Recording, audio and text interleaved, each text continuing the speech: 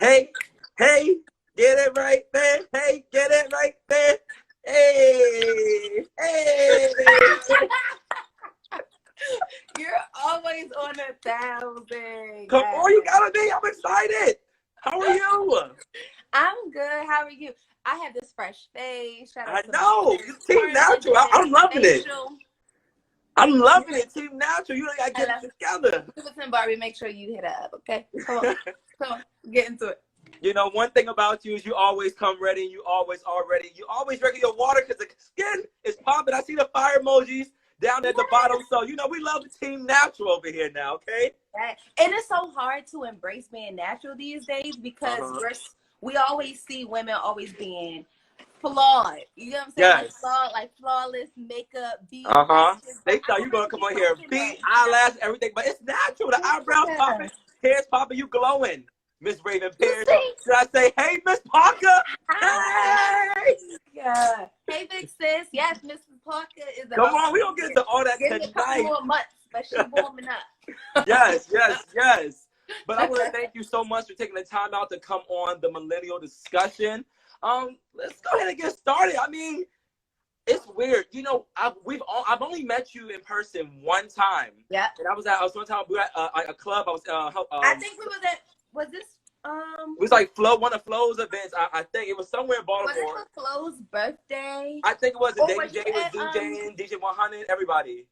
Was you at? No, it was at Quicksilver Christmas party. Yeah. Oh yes. Okay. Yeah. That's weird. Like we've been out here and I've only seen like once, but now we have our one-on-one time to really digress and talk. Yes. And I about that you were always lit. Like even looking at when you and Leah, like we used to be in the studio and I used to do our dances and challenges on Fridays, and even when you do your interview, like your energy is always on 1,000. So shout out to you for just being that light and for just putting that out there to the universe because it's definitely needed. So yeah, shout out to you. Thank you. I appreciate that, but you know, it's not about me; it's about you, and it's people like you that's helped change the game to help us people under you. Cause you better have the book ready. You better have the book ready. Yes. But that's it. You changed the game. So there's a lot of things I want to talk to you about your journey and everything. But let's go ahead and talk about the main important thing right now, which everyone needs to go ahead and get, and that is that book, The Game Changer. So explain to us how all that came about, because I'm going to purchase a book. I haven't purchased one yet, but I definitely want to purchase a book, and I am. So I'm a man of my word. I am going to purchase a book because I'm still in my up-and-coming grind. And people like you who's been in the industry and a millennial doing it for the rest of us. Yes. Paving the way and giving out a lot of secrets that a lot of other people usually don't do, but you're being so humble enough to, you know, put out your experiences, as you say before, because the doors weren't really open for you, but you paved the way for yourself now. And you put it right there in writing. So explain to us how all this came about and why a book.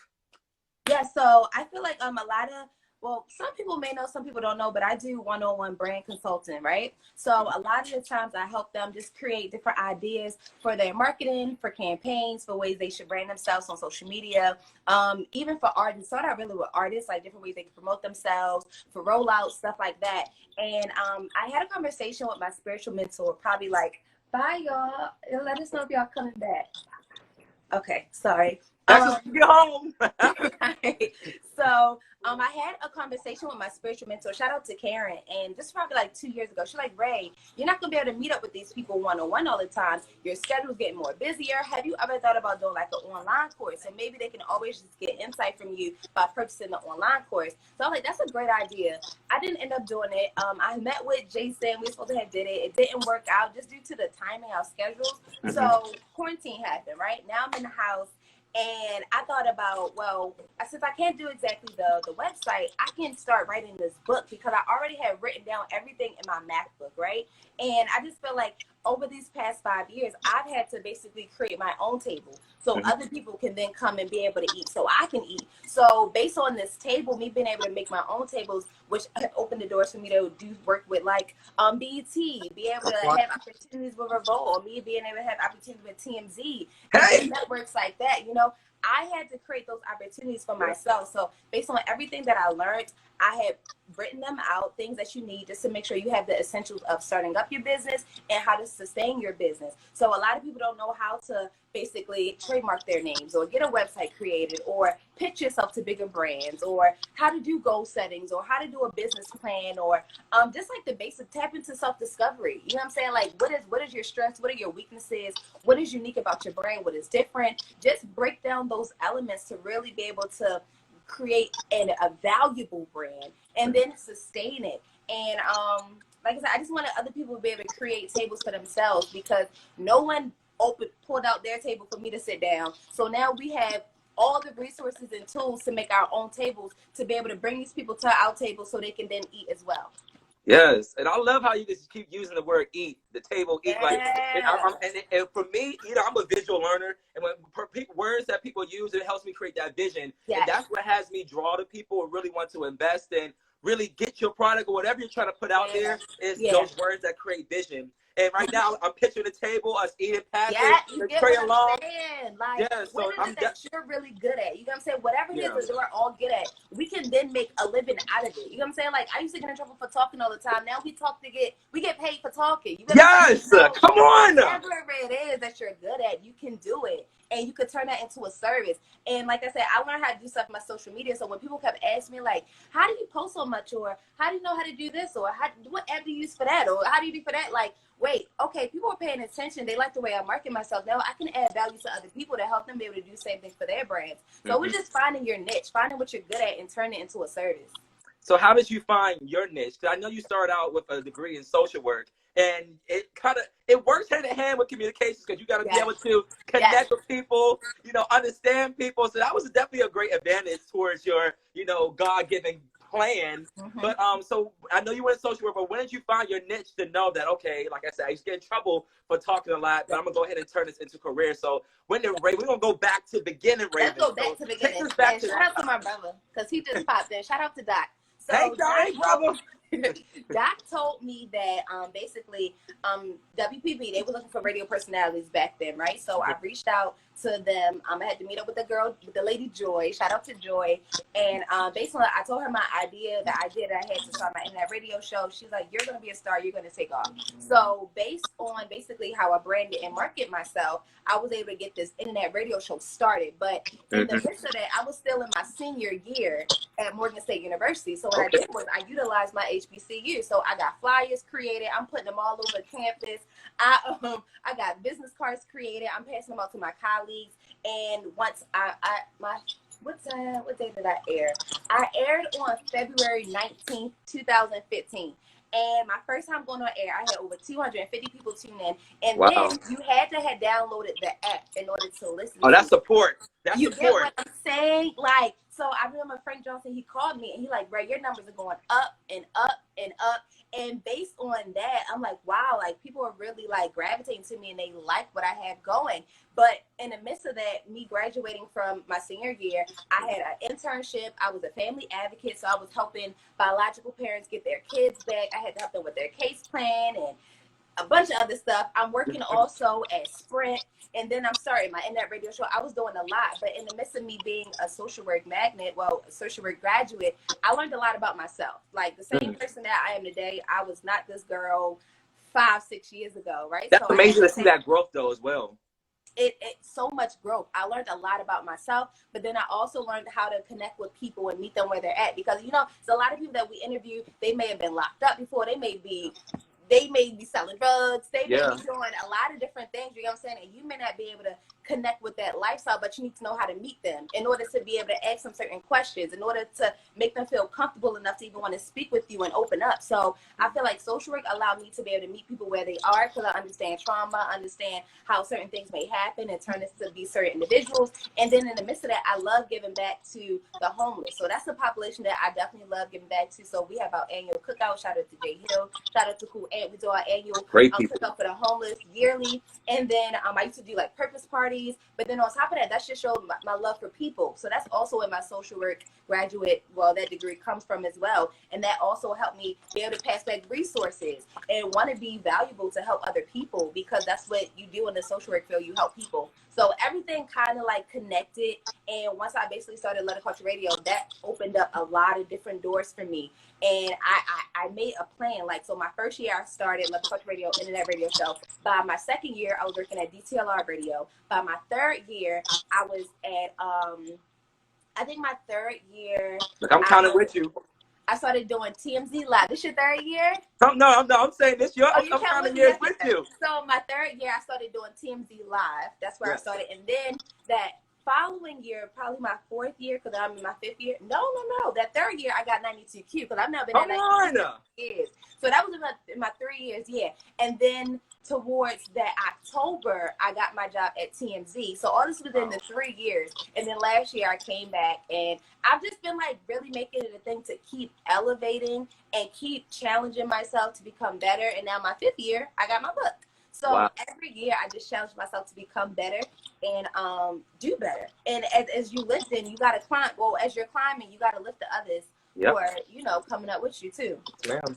No, like it's amazing. A lot of people look at this like we're millennials right here talking. And I know like people always think, you know, oh, I have to, all this stuff, achievement happens when I'm older. But no, that really shows which, you know, if you put that work and grind in, as you said, that 1 year. First of all, having an online radio show for people to download an app and get 200 views, that's love and support itself, because that's not easy. You know, we have a lot of people who support. Yes, we have the numbers and everything on social media, but it's all about those who really like invest into our brand and off the authentic. And it's amazing. Every time I do this interview, authentic always. That's something that's been a word that I use all my life, and I don't want to be so. I don't want to sound so cliche with it, but like even with you saying it.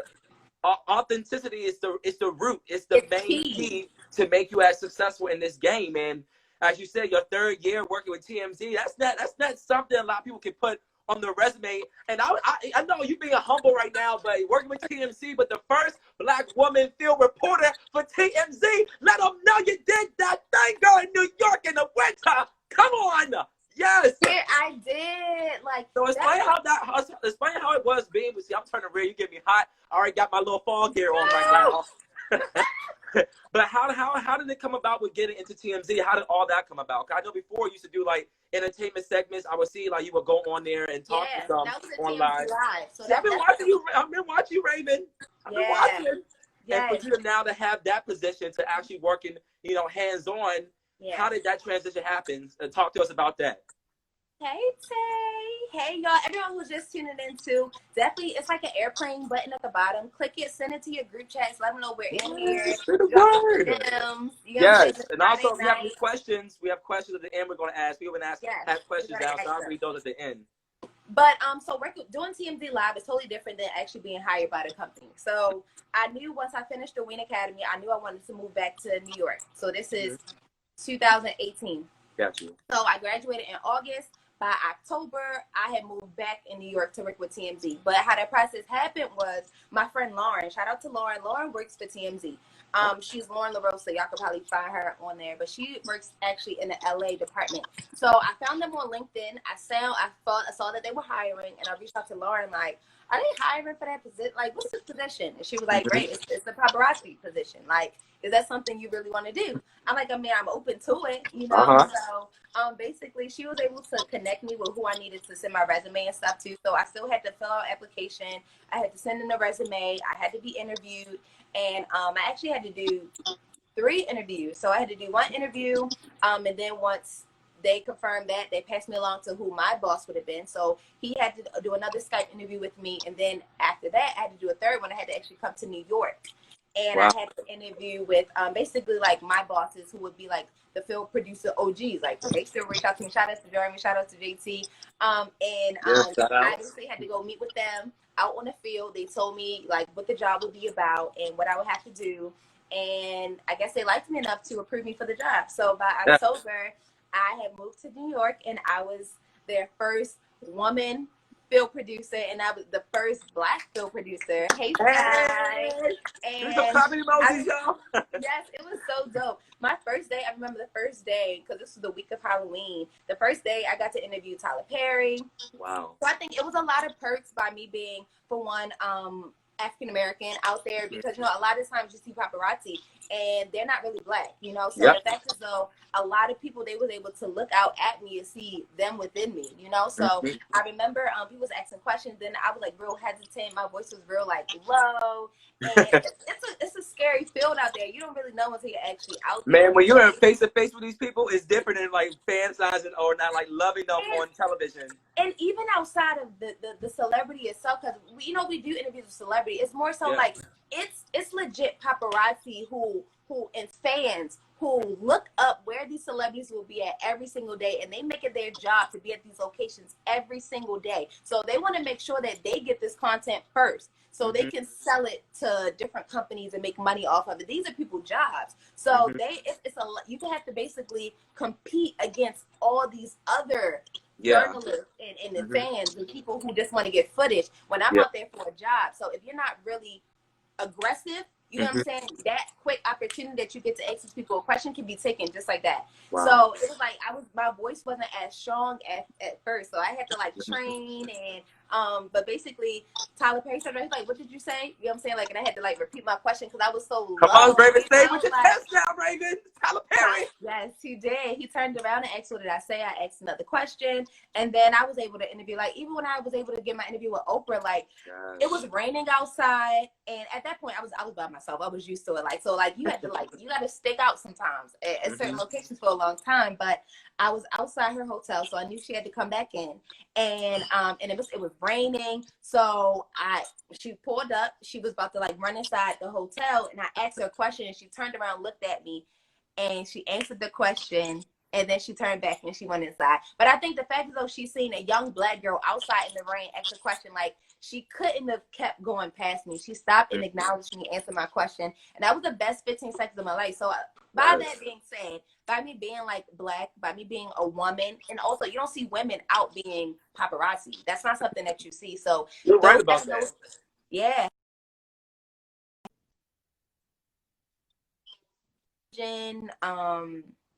Experience I've ever had in my life, but I feel like it equipped me so much just to be like a better journalist and to just be prepared for like the industry.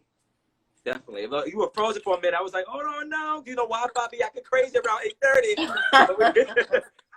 but we're good. But yes, no, like you're right. I actually, it's funny now since you say that I've never witnessed paparazzi. Well, yes, I have, but like not in like. But I've never seen a woman. I never see a woman.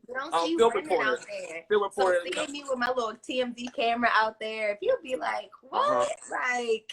But it was a cool experience. It definitely was a humbling experience. It probably reminded Oprah back when she got started, because that double take, people don't double take for no reason, because people like them, they keeping it moving. Oprah's a billionaire. They keep it, and it was raining. Oprah's not going to be like, so that means something. That means something. Yeah. Oh, that is giving me. It was the best 15 seconds of my life. Yes. And so you out there in the rain and cold. How long did you do? What made you stop working there? So I did about 6 months, and I just feel like once you get to a space where as though you know it's for you, it's not for you, and what genuinely makes you happy and what don't make you happy, sometimes you have to put your happiness in the forefront. Regardless of how much money you may be getting or how much money you may be making, you just have to be able to know what's really for you. And I got to a space where I felt like I wasn't genuinely happy doing what I was doing. So they have option out periods. So I was able to speak with them about optioning out, and they was able to support my decision. And they like, Ray, like I remember talking to the person in HR, and she was like, you're going to be a star. We're going to be seeing you on TV. You know what I'm saying? So it was more so they understood my passion, where I was coming from.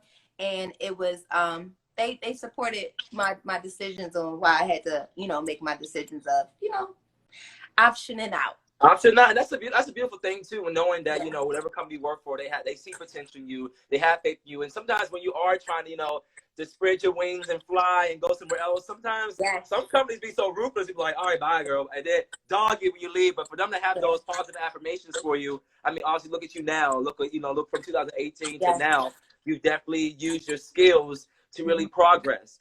And I want to talk about, I know before we got into all this, we talked about this pandemic and how it stopped everything. But what's getting you? What are some things that have gotten you through the world stopping, you know, of course we're not able to be in the radio stations. We're not able to be. Yeah. I mean, people are doing parties and out right now, but not like how it is, like the big festivals, like Some people don't care, but yes, people don't care, and I'm like, whew. All right, y'all, like, you know, I'll talk to you. But what's been keeping you motivated and keeping you, you know, positive? I know every day is not an easy day. Even with me, every day is not easy. But what have been some things that have been helping you get motivated, especially with launching a book around this time? I would say me just keeping my faith and knowing that God is going to continue to guide my steps regardless of what is going on. That honestly helps me a lot.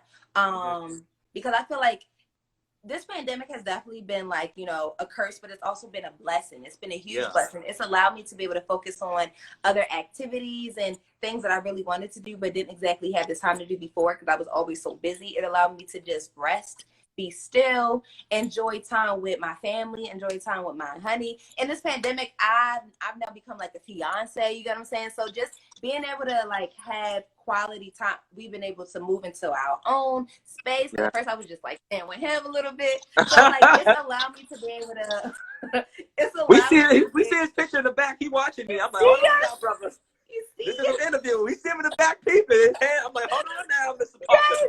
But he all got his little hands up. Like he back there like, look, post. I'm like, hold on, I don't want no problems, Mr. Parker. So it's allowed me to just be able to focus on things that I really like and what I like to do and not feel forced. I feel like before, like, you know, being in the radio world, we gotta always be on the scene. We gotta always do things, right? Like, so I feel like now since things has calmed down, I have the option to say what I'm going to do, what I'm not going to do, because I just don't feel like doing it, or it just it don't feed my soul. I don't feel like I have to do it. I can move and do what I want. So me knowing that I have free will to be able to do that, and that God is still going to be able to bless me, it's also allowed me to be more intentional, right? So like this book, I've been more intentional about things that are going to really be impactful, things that are really going to change the world and be game changing. You know what I'm saying? So just having the idea that, having in my mind that like things are going to be good as long as you continue to trust and be intentional and keep God first, things are going to work out. And I enjoy getting my rest. And I honestly think I enjoy working from home. I do miss being in the studio, though. I'm not going to lie. Like, I miss being in the studio. I miss being able to be on air. There's people that still reach out to me like, you know, I used to listen to you at night, or when you going to go back on air? And I got to tell them, like, I don't know. You know what I'm saying? Like, COVID, I don't know. Right now. You know, but at the end of the day, I've still been able to do what I love to do. Shout out for us having social media, for us having Instagram. We can still interview. We can still connect with people. We can still use our voice to influence. So it's all in, I think, like our perspective and how we just view things, and just taking advantage of the time that we do have to do what feels good to us, you know?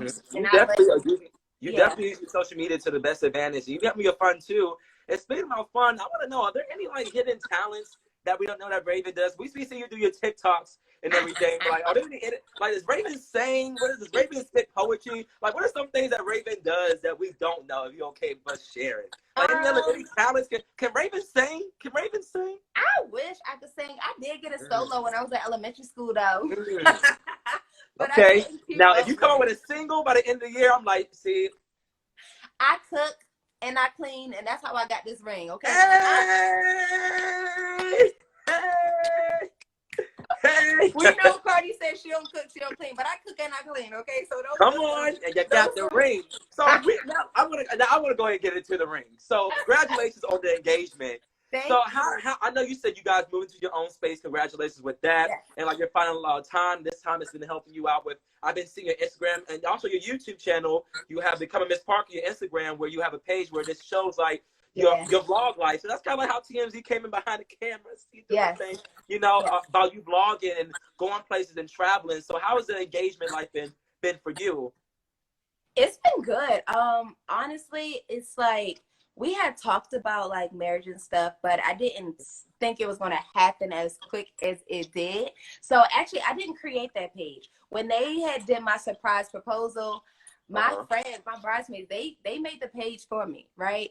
But it wasn't even really for me. It was more so for our close friends and family, because they did my proposal on live. So Okay. basically, they had blocked me from that page, so I couldn't find it. And basically, when the proposal was happening, Nicole had, the whole time we were doing this proposal, I thought I was doing my first interviews during quarantine. I thought we was interviewing the girl Bria. She's a fitness instructor. She got Yeah, I saw Nicole was on it though. Shout out to Nicole. She was She's on like, it. that's your So girl.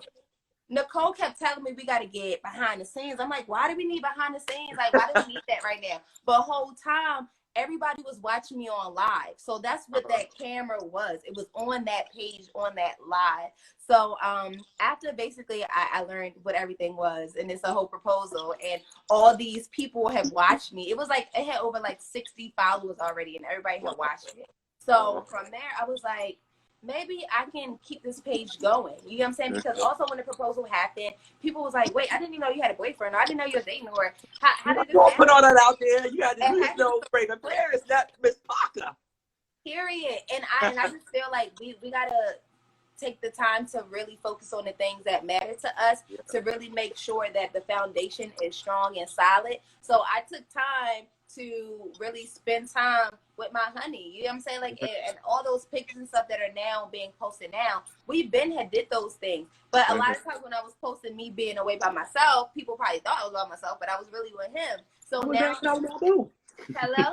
So now this Parker page is more so just allowing people to get to know us and learn about our love story. And I'm also going to put, like, you know, the wedding stuff, so people can still be a part even if they can't actually be there. And then we also have some partnerships that we're also going to be doing, like for couples and for people to, you know, just to give hope to everybody else that you can also find love being young, being a millennial, being an entrepreneur, being a hard worker, and, you know, just being in this society that we see right now. It's real love that you can get out there. So we want to basically push that hope out there by having our page, and that's what the Become Miss Parker page is all about. So since I've become a fiance, honestly, things haven't really like changed outside the fact that we got to now plan a wedding. But you're like, well, hold on, is it gonna be this year or is it next year? It's going to be on April of 2021. Oh, okay, I like that. Yeah. So that we've been flows. taking time Okay, I see a little strategist, all that coming into mind. Yeah. So Rachel, would you ever think about being like, hi, said, Rachel, talk your ish. Yeah, but seriously, so but he proposed to me before we moved into our apartment because he wanted to make sure that, you know, I was secure and I knew that things was going to go further than you know, us just shacking up and being in our house together. So he proposed before we actually moved in. He proposed that Sunday. We moved in like that following week. Wow. So everything now is kind of like, you know, planned out according to how, you know, God seen it and how God wanted it to be. And it's still just like we dating. We take time and we date. And I feel like that's really important in your relationship. You have to keep dating. Y'all have to keep learning about each other. Y'all have to keep being vulnerable. Y'all have to speak up. Y'all have to have those difficult conversations. Y'all just got to keep breaking down levels. And that's what I've been able to take time to do. And I didn't have to broadcast my relationship publicly to everyone. Because he was also with me at Quicksilver House for the Christmas party. You know what I'm saying? You know what? That's crazy. I would have never. Okay, Beyonce, Beyonce, how did you hit that well? I was like, you just came in there. I was like, hey, me, but everybody. I was like, okay. The whole time he was over there, just like he is that picture that's posted. He was with me. He's always chilling. He just allows me to just have. Wow, I did not even know that. Okay, he was there.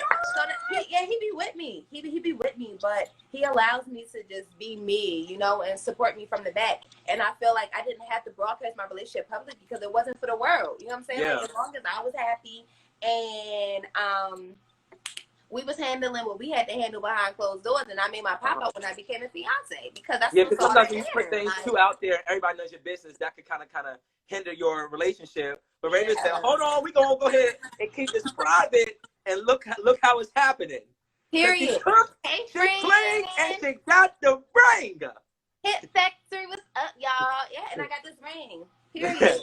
And I told him too, because, you know, being in past relationships and stuff, it's just like you see how you put out pictures and you're in this relationship, and then if it don't work out, people asking you questions, people are so involved in your relationship because you allow them to by you sharing it. It just can become too much. So I remember I told him beforehand, like, until you become my husband or my fiance or something, like, we're not gonna do the whole like public thing, and he's not a public person either. So we both was on the same accord regarding that.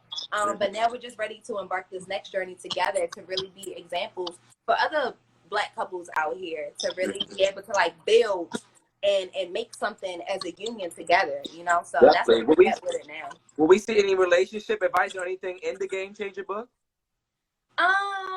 Not in the Game Changer book, because the Game Changer is focused more so on you as an individual and how you can just become your best self to really add value to your brand, honestly. Like, because you're only going to be as successful as people value you, like, or look at you as, right? Like, I feel like I've been able to, I've been blessed to be able to sell about 150 copies now, right?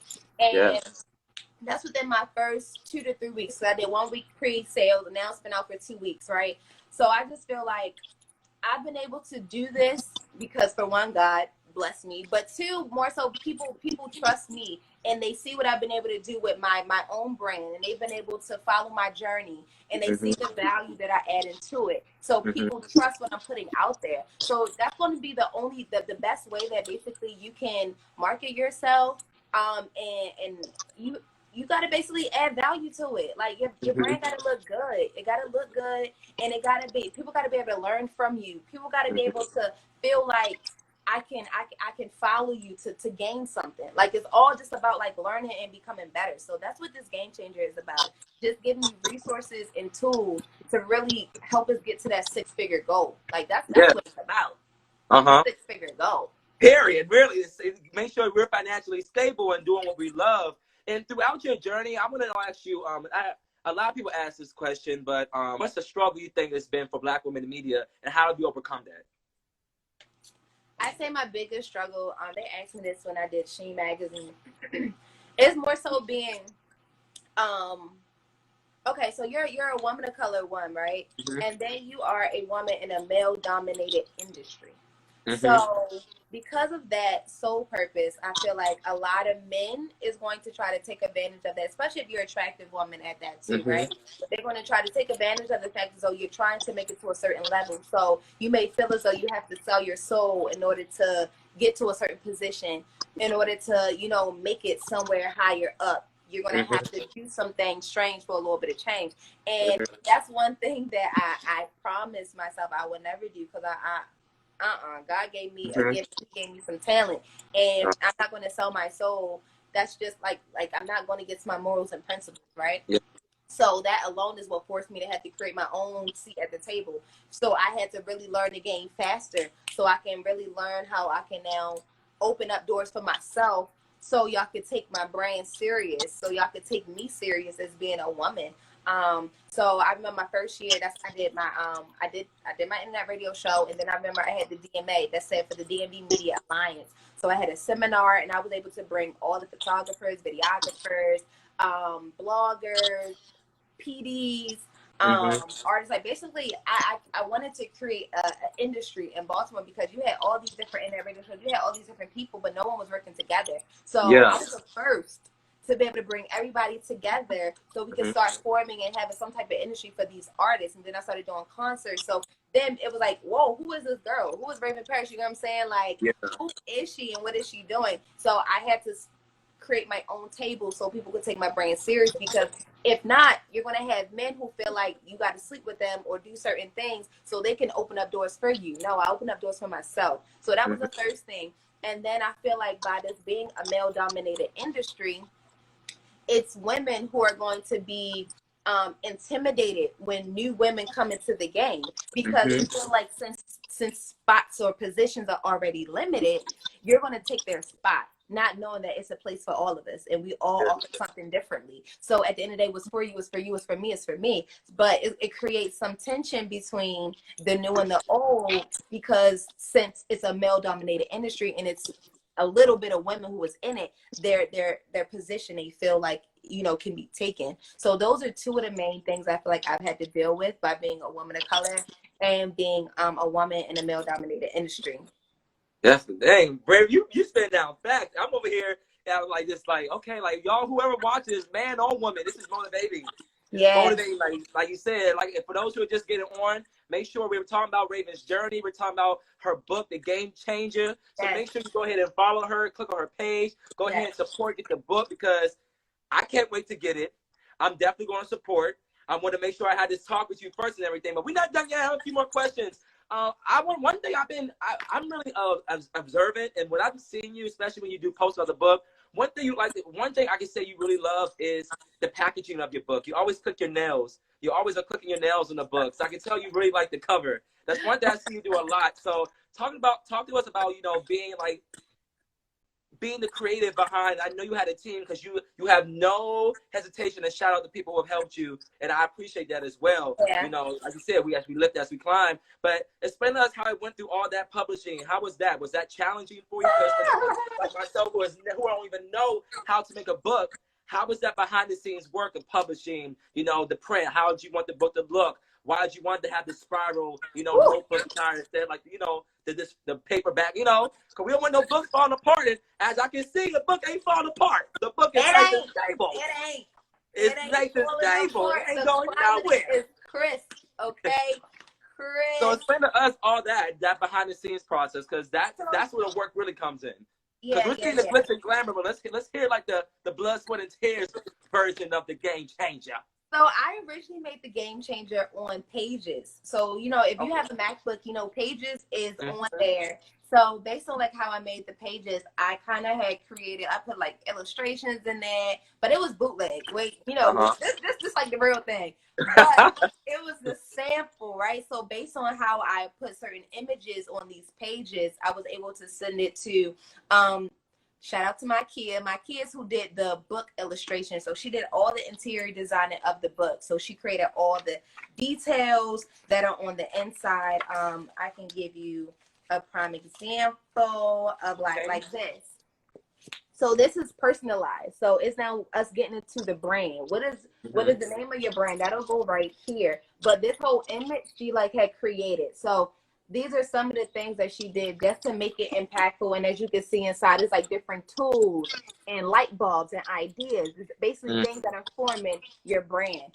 So basically my pictures didn't make the cut. She was able to do it, like even when we go in here, like the interior design of it, how to create your brand. I asked you certain questions that you fill out. I think that was really important for me to do as well, because it's just like a lot of times we learn things and you just spit in too much information at someone. It goes in one ear and it comes out. If they're able to interact as they're learning, it sticks a little bit more. Because like you said, we're visual learners, right? So if people can show us things, and if we're able to do it in that moment, it sticks. Whereas though you're just telling me, and I can't learn that way. So I wanted to make it interactive. So I made sure that I incorporated lines in certain parts, even when it comes down to doing the business plan. When I have the business plan section, it's literally different parts on here that breaks down the questions of the business plan, but you fill them out. Like, and everyone don't have business plans, but you don't know if your business is valuable or effective enough until you actually do a business plan and see how much money you can make from it, or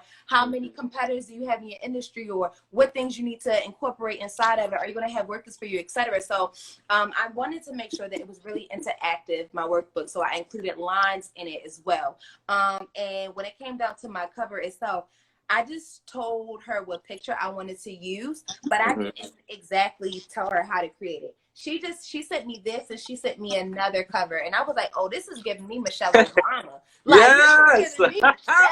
And it's crazy because she was like, you have a workbook. It's not even an actual book, it's a workbook, but you still wanted to give that effect, like. So it's like, it reminds me of school. When I'm going to school, I'm about to go ahead and get my grind, and I'm learning. So the spiral actually gives me that type of learning. That's why we did spiral, because spiral is also, it's better. So if you're writing in it, it will just stay on that page. Whereas though if you have the hardback, you had to hold it, you had to bend it. I didn't really want that. So that was also a part of the creation process. And I did my photo shoot. I told you I was staying a lot of times, like when quarantine happened, I was staying at my honey old place, and he had changed one of the rooms in the house into my production space. So I had my green screen in there. I had my my photo stand. So I actually did my photo shoot inside the home studio. Shout out to Mia Green Photography. She came over, and shout out to Brian. Brian was my stylist. And Yes. he turned his whole living room into Brian, I followed him on Instagram. He be doing his thing now. Yes. He out here styling. Turned the living room into my styling room. I had shoes. I had outfit changes. And we was like taking the different pictures, and you can see some of the pictures that was taking on here. I incorporate everything in here. The top one was done in the photo shoot though. But it's that team. Yeah, I had the team, but I had the vision and the idea. And because it was also a debate where though if I should have my photo on the cover, because it's just like by you selling your book and you want to get it incorporated in corporate, or you want to also get it in schools, and that may not be like the best look, but at the end of the day, these are my notes. Yeah. Everything that's in this book, these are my notes. You get what I'm saying? Like, they came from my computer from these past 4 or 5 years that I've put in here. So I want you to be able to get to know the person who did this. You get what I'm saying? So I want people to be able to understand why I wrote this book. I want people to be able to see my journey. I also incorporate, like, if you are a digital personality, like me working, me doing seminars, and basically like how to do segments, how can you write an entertainment report, or what should some things consist of, or how can you stand out as a digital personality. I wrote different tips on there, but I wanted to give people me, but allow you to be you in the same process, So it was just me having a vision to do it, but I had to bring my team on board who can bring the visions to life. So shout out to Makia, shout out to Brian, shout out to Mia, and shout out to Spencer's printing company. That's who actually ended up doing my publishing. They was able to fulfill it and make it happen. And I remember when I had sent it to Spencer's printing company, shout out to Hart, she was like, with the spiral binding, I think it'll just be easier, for people to use this as a workbook, and can we do yellow, or we could do black? And this shipment that I got another shipment this week, and we mixed it up with black and yellow. And they look good. So I'm just going to keep playing with it. And I'm in love with what it looks like. And I'm also just big into branding and marketing. So even when I send it out, I make sure I attach my coupons that I customly created on Vistaprint. Come on. I have my business cards, and I just have different things I incorporated inside there. Also, I have this a partnership with Pop. It's Pop L, and it's a virtual. Yes, on the phone, right? It's exactly smart. And if y'all want to use it, I can give you my code. Definitely, you get 20% off. But it's the game changer, because if you don't always have your business cards with you, I text it to you. All the digital stuff, all your digital platforms, Instagrams or websites, whatever, you can all put it on this little sticker. So when people scan your sticker with their phone, it all pops up. It's a virtual business card, and I'm gonna get 20% off of that. So I even attach them and put some of them inside my packaging, or I put the 20% coupon in the packaging, because we want to just make sure that our brands they look good, and they're game changing, and they're significant, and they're cool, they're engaging, So I love how you use it. I love how you're using the words and the affirmation, game changing. It's cool. See at the table, we keep it together. Look, we got NGBT. What's up, bro? He out here in the comments. Someone else doing his thing. But no, Raven, I'm not going to wrap you up too much. I want to thank you so much for coming on here. I feel like I learned a lot. I feel like a lot of people on here were really learning a lot as well. I have my spiral book virtually, basically, but I'm getting physically soon. But I have one more question with you. You talking about the game changer, but what does playing the game mean to you? That's my last question I have for you for today. What does playing the game? You talking about the game changer, but how's playing the game? What does that mean to you? Playing the game means to me, it means that once I'm no longer here on earth, it's generations and generations that I have changed lives and made their lives better due to the resources and stuff that I've left behind, so they can have a better way of living, so they can have good jobs, and so they can have stuff to be able to feed their families. Like that's what playing the game looks like to me. It looks like I've impacted, and I have really helped other people's lives by me just being here and being used as a vessel, because I feel like that's what it's all about. Like when I go home to heaven and God be like, what did you do for your people? I want him to be able to see all the good that I've been able to do and all the lives I've been able to change, and everyone who could be able to say that I was an asset in their lives, and I wasn't too selfish or insecure with my own talents that I was scared to give them something that can help better their lives. So I feel like a lot of people are living life off of insecurities